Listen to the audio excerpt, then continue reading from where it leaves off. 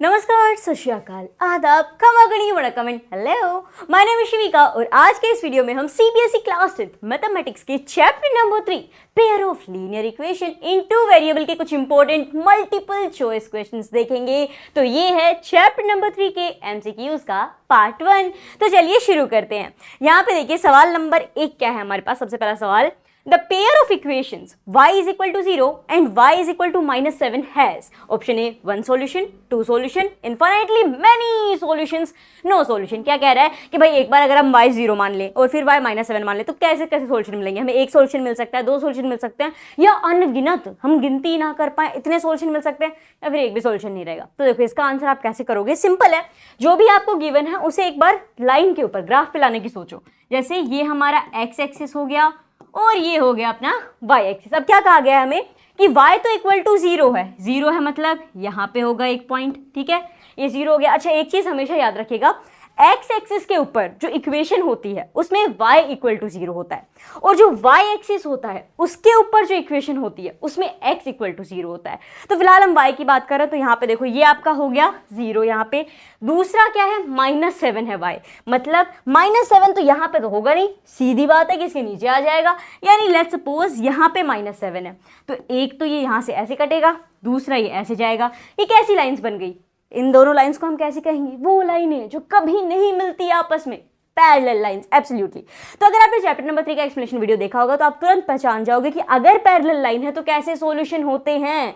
अगर parallel lines होंगी एक भी सॉल्यूशन नहीं होगा। पैरेलल लाइन में वो कभी मिलने वाले हैं नहीं मिलने वाले, तो एक भी सॉल्यूशन नहीं है। यानी option number D is the right answer. So ये इंपॉर्टेंट था। चलिए अब बढ़ते अगले सवाल की तरफ। क्या है अपना अगला सवाल, For what value of p do the equation -3x plus 5y is equal to 7 and 2px minus 3y is equal to 1 represent intersecting lines। ठीक है, उसके लिए आपके पास ऑप्शन क्या गया ना कि p के रिलेटेड, कि भाई p की सारी वैल्यू होंगी रियल नंबर्स की होंगी बट 9/10 नहीं होगा, या फिर सारे रियल वैल्यूज ही होंगे p के, या फिर ये कि सारे रियल वैल्यूज होंगे p के लेकिन 10/9 होगा। नहीं तो भाई इनमें से कोई भी सही नहीं है। तो देखो अब इसे कैसे पता करेंगे। सबसे पहले तो अपनी दोनों इक्वेशन को लिख लेंगे किस हिसाब से, -3x प्लस में 5y है। अब ये जो 7 इक्वल टू के उधर है ना, इसको भी उधर बुला लेंगे, तो प्लस का है तो इधर आएगा तो माइनस का हो जाएगा, तो ये हो जाएगा -7 इक्वल्स टू 0। दूसरी इक्वेशन देखो मेरे प्यारो, 2px माइनस का 3y, 1 है उधर, प्लस का है इधर आएगा तो माइनस का हो जाएगा, इक्वल्स टू 0 हो गया। अब मुद्दा यहाँ पे समझना, इंटरसेक्टिंग लाइंस का है। अब आपको तो P पता करना है बेसिकली। तो आप ये बताओ इंटरसेक्टिंग लाइंस फॉर्म हो, इसके लिए कंडीशन क्या है। एक बहुत ही इंपॉर्टेंट कंडीशन है जो हमने पढ़ी है। क्या होती है कंडीशन, ये है कि A1 अपॉन में A2 जो है वो इक्वल नहीं होना चाहिए B1 अपॉन B2 के। अगर ऐसा है तो हम कह सकते हैं यहाँ पे, मतलब ऐसी कंडीशन प्रूव हो जाती है तो कह देंगे इंटरसेक्टिंग लाइंस फॉर्म होंगी। तो बस इसी के अंदर वैल्यू पुट कर दो और आपकी P की वैल्यू निकल के आ जाएगी कि P क्या होगा। A1 और A2 क्या बनाए हैं यहाँ पे, तो देखो जो आपकी दो इक्वेशन है उसका जो x के ही पहले वाला साथ वाला है ये आपका A1 हो जाता है, नीचे वाले का A2, फिर ये y के साथ वाला है ये आपका B1, नीचे वाले का वही B2, और जो कांस्टेंट होता है वो C होता है अपना। क्लियर।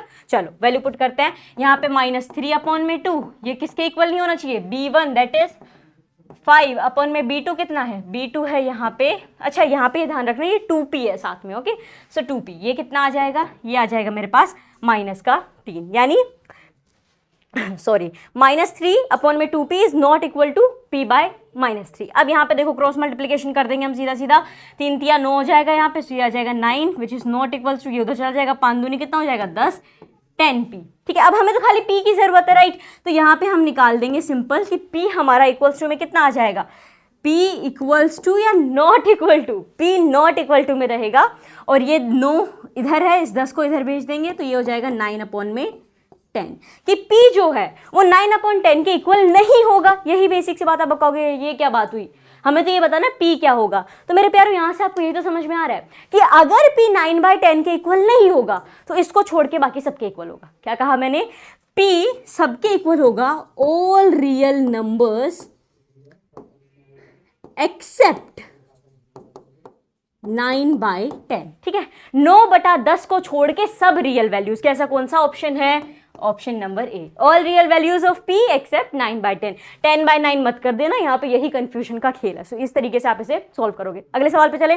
देखो अगला सवाल हमारे पास क्या है, one of the common solution of ax plus में by equal to c and y axis is, यहाँ पे आपको कॉमन सोल्यूशन बनाना है। ये आपकी इक्वेशन गिवन है सीधी सी, y एक्सिस के ऊपर क्या होंगे 0 c by b, 0 b by c by b पहले आएगा फिर 0 आएगा फिर 0 या माइनस c बाई b।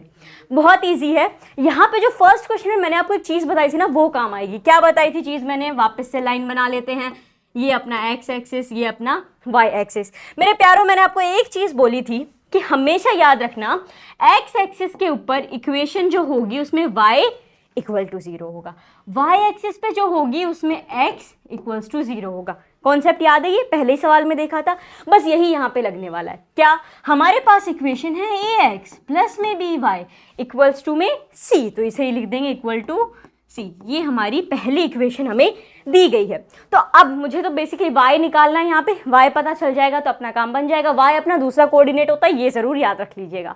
तो यहाँ पे अगर आप देखो, अगर मैं x डाल दूँ 0 इसके अंदर, x के पहले देखो हम y एक्सिस पे काम कर रहे हैं, तो y एक्सिस के ऊपर जो भी आपकी इक्वेशन है उसमें x क्या होगा, अंडे के बराबर होगा, ठीक है। तो ये आपका 0 हो जाएगा। तो अगर यहाँ पे ये 0 है तो ये क्या हो गया, a multiply by 0 by equals to c। Simple, ये तो 0 है तो इसके साथ किसी को भी गुणा करो वो तो उसे 0 बना देगा।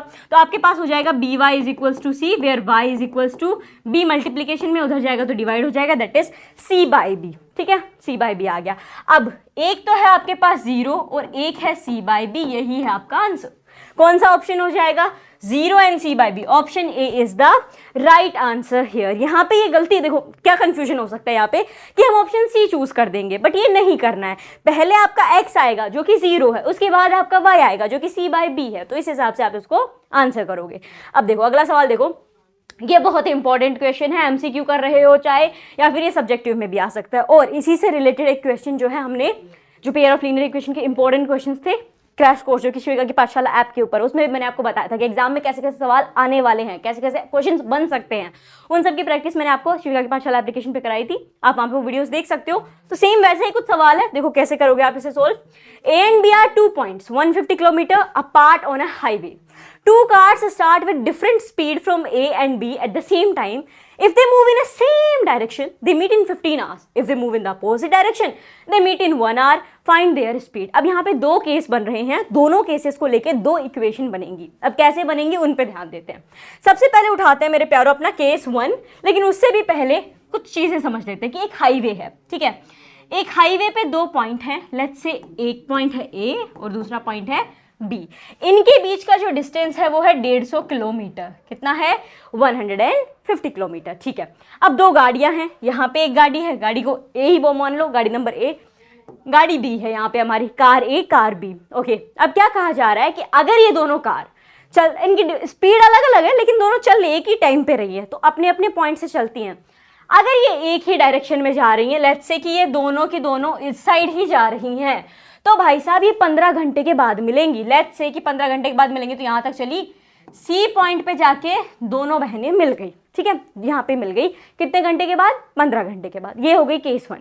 केस 2 क्या कह रहा है, यहाँ पे वापस से एक अपना हाईवे है, वही A पॉइंट है, वही B पॉइंट है, और गाड़ियाँ भी वही हैं भाई, A और B। अब क्या कह रहा है, अब सेम डायरेक्शन में नहीं जाना, अब अपोजिट डायरेक्शन में आना है। मतलब A इधर आ रही है और B भी इधर आ रही है। अब जब चूंकि ये ऐसे आ रही है ना, तो यहाँ पे ये मिलेंगी 1 घंटे के अंदर। लेट्स से इस पॉइंट को भी नाम दे देते C, तो यहाँ पे ये 1 घंटे में मिलने वाली है। अब आप स्पीड पता कीजिए, कैसे पता करोगे। देखो बहुत ईजी है ये। इस क्वेश्चन में आपको डिस्टेंस, स्पीड और टाइम, इन 3 चीजों का खेल है। अगर इन्हें अच्छे से निकाल लिया तो बाकी सब कुछ इजीली निकल जाएगा। अगर हम बात करें डिस्टेंस की, distance travelled by car A, ठीक है। पहले कार A की बात कर लेते हैं, और ये हम कर रहे हैं फिलहाल केस A के लिए कि अगर वो सेम डायरेक्शन के लिए जाए, ये वाला केस, ओके। केस नंबर 1, ये है केस नंबर 2। तो केस 1 में फिलहाल देखते हैं। Distance travelled by car A, कितना डिस्टेंस करेगी भाई, वो A से जा रही है और उसे C तक जाना है, ठीक है। A से जा रही है, C तक जाना है, तो भाई कुछ तो स्पीड लगेगी। हाँ, अब डिस्टेंस निकालने का फॉर्मूला क्या होता है, distance is speed into time, simple. तो एज यू कैन सी, यहाँ पे हम स्पीड हमें नहीं मालूम, तो मान लेते हैं कि जो A वाली गाड़ी है वो x किलोमीटर पर आवर की स्पीड से चल रही है, और जो B गाड़ी है वो हमारी y किलोमीटर पर आवर की स्पीड से चल रही है, ठीक है। सो अगर हमें कार ए का डिस्टेंस पता करना है तो भाई s इंटू टी करना पड़ेगा, स्पीड इंटू टाइम करना पड़ेगा। ए की स्पीड कितनी है, x किलोमीटर है, टाइम कितना है। तो अगर आप देखोगे तो यहां से यहां तक सी तक जाने में से कितने घंटे लग रहे हैं, 15 आवर्स। तो डिस्टेंस कितना हो जाएगा, स्पीड x है, टाइम 15 है, 15 गुणा x that is 15x, simple. अच्छा कार बी की बताओ, अगर इसी हिसाब से आपको कार बी निकालनी हो तो सीधी बात है, कार बी यहाँ पे है जो कि y किलोमीटर पर आवर की स्पीड से चल रही है। ये भी मिलनी तो 15 घंटे के बाद ही है, यानी टाइम भी 15 घंटे हो गया, बट स्पीड वरी करेगी, क्या हो जाएगी, y हो जाएगी। तो ये हो जाएगा आपका 15y, ठीक है।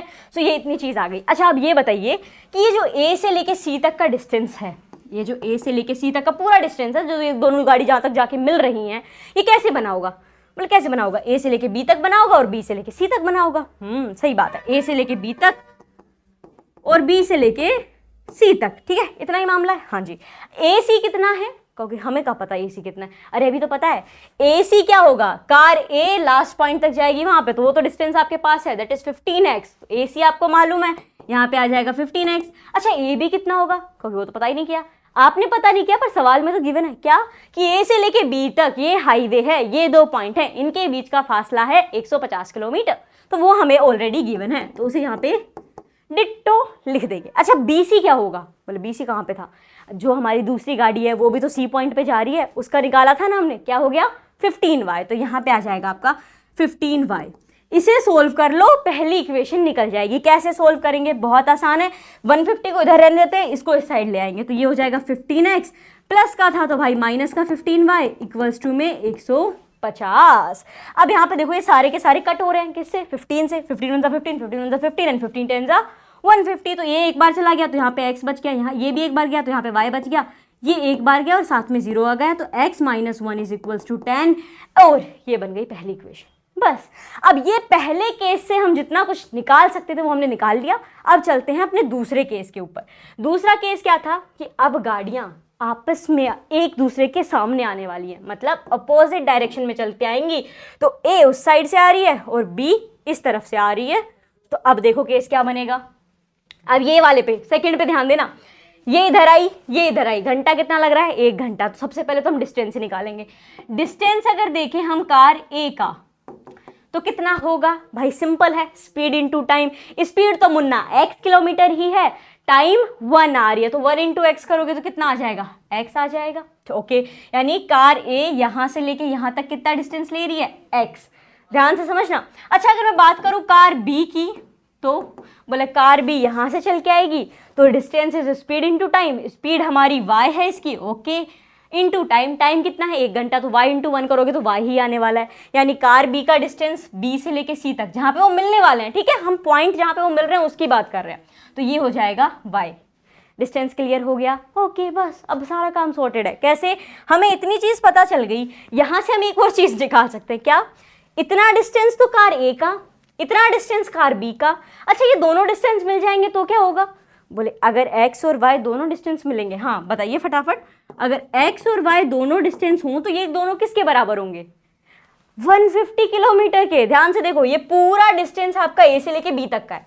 अब दोनों उसी डिस्टेंस के अंदर चल के आ रही हैं, ये पूरा कुल मिला के 150 है, इतना x है और इतना y है, तो अगर इन दोनों को जोड़ दूंगी तो ये बराबर होगा 150 के, ठीक है, इतना मामला क्लियर है। अब देखो क्या करना है, ये बन गई आपकी दूसरी इक्वेशन। अब बस दोनों इक्वेशन को लिखने का काम करना है। x minus y equals to में 10 है और x plus y equals to में 150 है।